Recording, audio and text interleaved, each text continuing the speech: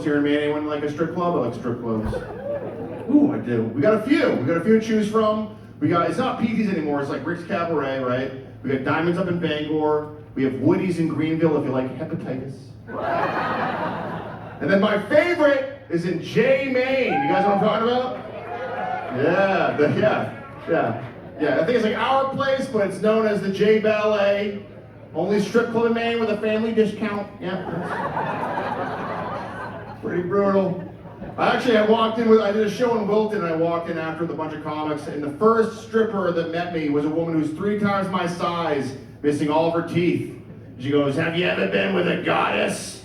I was like, I might be an atheist now, I'm not gonna lie. I'm okay. Horse of a different color up there, Jay, dude. Horse of a, like, if you go to like PTs or Diamonds, all the girls there have like normal stripper names, right? Like Candy and Cinnamon and Jasmine. Strong American stripper names. That's not the case at the J Ballet. We were hanging out at the J Ballet, having a couple beers, right? There's a girl dancing. Woo. My buddy, being a gentleman, goes, "Honey, what's your name?" And she stops dancing. She's like, "Barbara."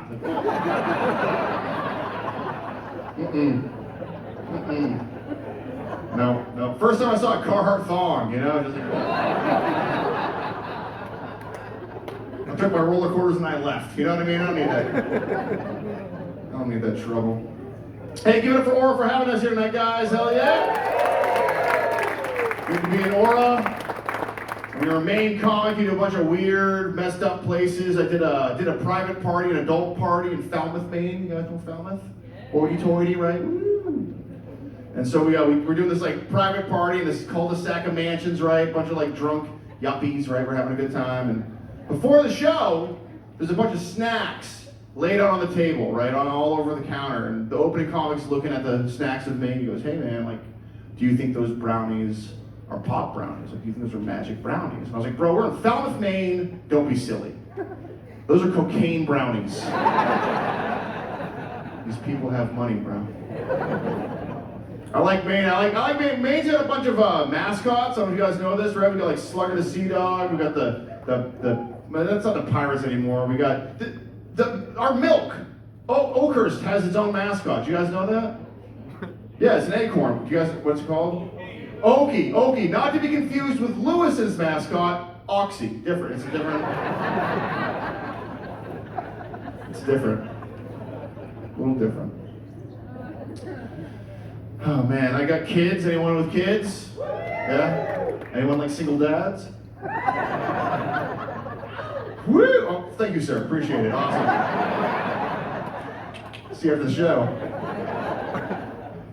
Yeah, I gotta say, I got 2 kids. I got a 5-year-old boy. I got a 3-year-old girl. Right? The 5-year-old boy, absolute terrorist. He's out of his mind. It's crazy, right? And one of our outings we always do, he comes with me to do the big Sunday shops, right? We go to Hannaford's, right? We go to the big Sunday shop. He helps me out. He puts all this stuff in the cat, right? And we're having a good time. And we fill up the cart. We're headed out, right? We hit the register, and he jumps in front of my cart. He goes, "Daddy, watch this." And he gets this position where he's doing like a karate chop, like a karate kick, or like a cartwheel, Takes a big deep breath. He goes, "Oh my fucking God." I was like, "Bro, those are not words we use at Hannaford's. Those are Shaw's words only."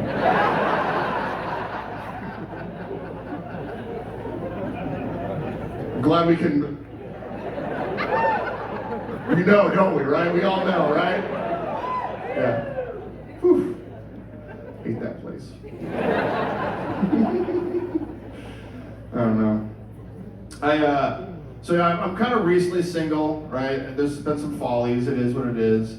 I used to be like a party guy. I used to like partying, and hanging out. And at the time, my ex now, she knew that I liked, to kind of like let some steam off, right? And so I could drink whatever I wanted. I could smoke whatever I wanted, as long as she was in bed, the kids were in bed, and I was like 80 feet away from the house, like a pedophile in their playground.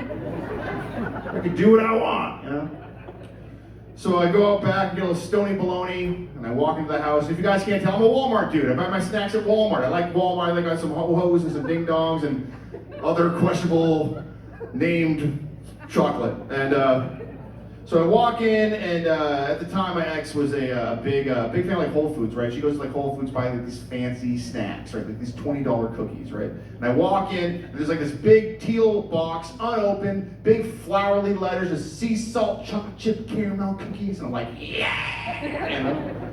Very excited. I run over there, and I open it up, and I give it a sniff, and I give it a taste, and then I attack that like a raccoon attacks a trash can, and just start shoveling it into my mouth, you know? I'm eating these cookies, and I decide these cookies are so good, I'm going to destroy this box of cookies, play some video games, go to bed, wake up in the morning. I'll go to Whole Foods the next morning, buy her some more fancy cookies. No harm, no foul. So I eat the cookies, play video games, go to bed. Awoken the next morning by my ex, bam, kick him in the face. She's like, hey, do you know my fucking cookies? And I was like, hey, yes. But I'll go to Whole Foods right now and buy you some more fancy cookies. No harm, no foul. She's like, you can't do that, Ian. They're fancy cookies from the internet. It took 4 weeks for them to get here from the internet. I was like, well, why are they fancy cookies? And at the time, she was breastfeeding our second child. She goes, Ian, they're breast milk cookies. Yeah. Initially, I thought she meant like they were cookies made out of breast milk. And I was like, ew, that's hot. I'm not following that. She's like, no, Ian, they're cookies that help produce milk in the mammary glands. And you ate an entire friggin' box. Folks, I went from a C cup to a D cup overnight. Started working at the J Ballet on Barbara on Wednesdays. Woo! Better be single. Dusty told me not to do dirty jokes tonight, but screw it. Does anybody here remember scrambled porn? One dude, awesome. High five, man. So if you don't know what me and the other pervert are talking about, back in the early 2000s, late 90s, you'd get like 60 cable channels, normal cable channels, right? And after the 60 cable channels like CNN and MTV and Fox News were all these scrambly channels you could buy and purchase and stuff like that. And at least where I was from in Maine, channels 88, 89, and 90 were these scrambled porn channels, right? Spice, Spice 2, Playboy. 10 o'clock, the sound would come on, right? You'd hear all like the moans and the groans and like the, hey, did you order pizza? No! Not a lot. It wasn't a lot, but it was enough, you know, so. One night in particular, channel 88, I flip it on, 10 o'clock. The moans and groans are out of control, right? I'd never heard it like this in my life. Just ooh, ah, and occasionally, if you were lucky, the screen would unscramble for like a half a second, and you see like an elbow or a kneecap or half a nipple, you know? So I'm watching channel 8, just ooh, ah. The screen unscrambles, and it turns out I'm not watching porn.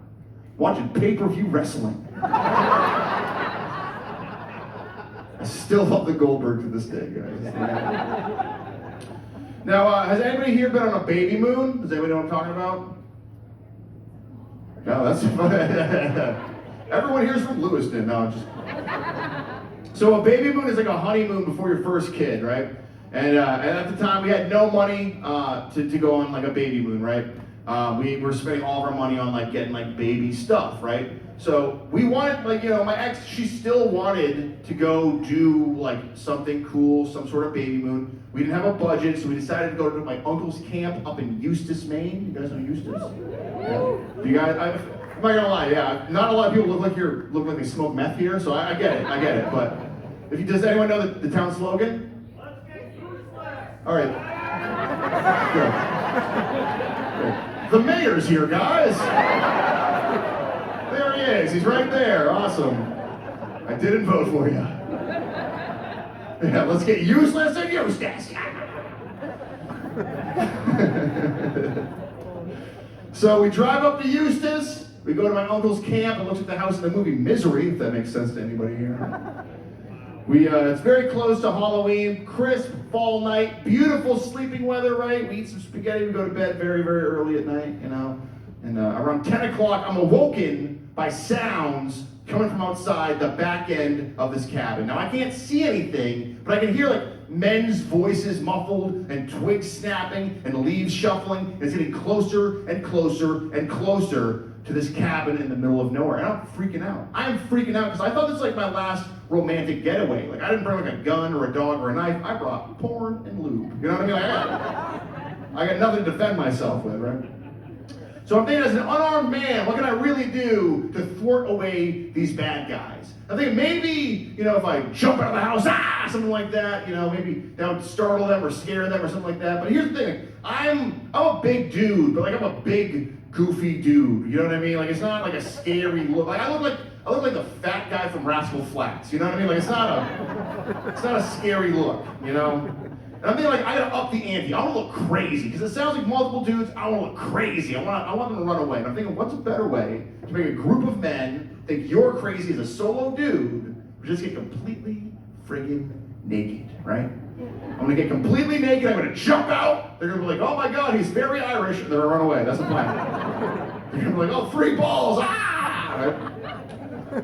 So I am ripping my clothes off as fast as I can. I got my boxers, I hike them down, and as I do so, I notice on top of the refrigerator is a giant block of chef knives that I completely gone over. Like, oh my God, I got a big old weapon now, you know what I mean? So I go over, I get the big old butcher knife, and I'm, yeah! And I'm naked, yeah! And I look pretty friggin' crazy, yeah! But then I'm thinking, maybe a little too crazy. Right, like if these guys are armed and they see me pop out with a knife, they're not going to stop and ask questions. They're going to aim and shoot. I get the math, but also if they are here to harm us, I want a weapon, but I'm naked. Where am I going to stash this weapon when I'm naked? So I come up with a very bad plan, my friends. Take the big old butcher knife, swing it around the back side of my body, pinch it very gingerly, blade out.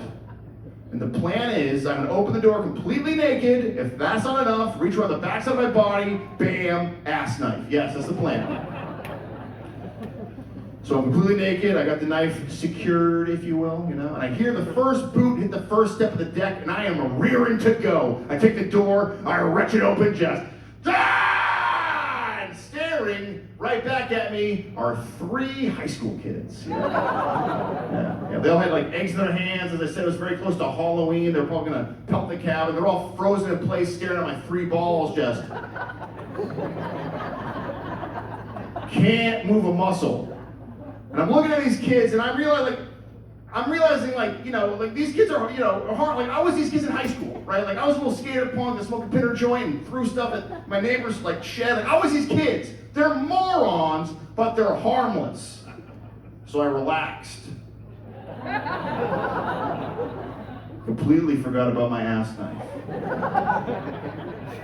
The ass knife comes sailing down from behind me, sticks straight up into the wood of the deck with a thump, and the kid in the back of the group raises a shaky hand. He goes, "He's shooting knives!"